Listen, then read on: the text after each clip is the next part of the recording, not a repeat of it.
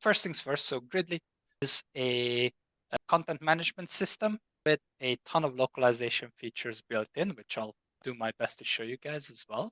The structure is very, very simple, but at the end of the day, it's up to the end user and the clients, basically, how you organize your data. But in general, we have projects here. So this should be all familiar, by the way. So we have projects here on the left side panel, which, a project could be one of your clients, for example, company that you work for. And then inside the projects themselves, you can have these various databases as well that allow you to organize data within as well. So, a client could be the project, and the individual kind of projects now currently could be part of the databases, for example, different kind of website marketing, email campaigns, the games that you're working on, etc., etc.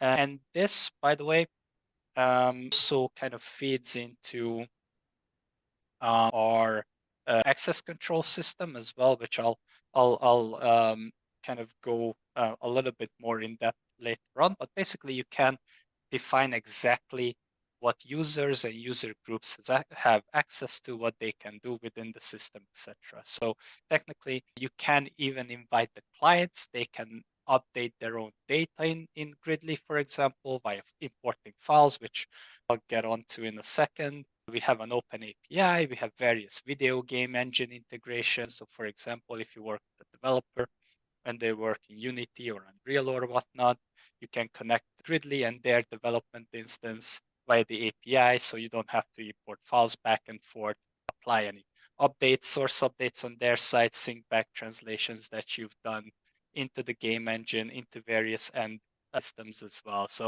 yeah, we have various ways of kind of importing and exporting data back and forth as well.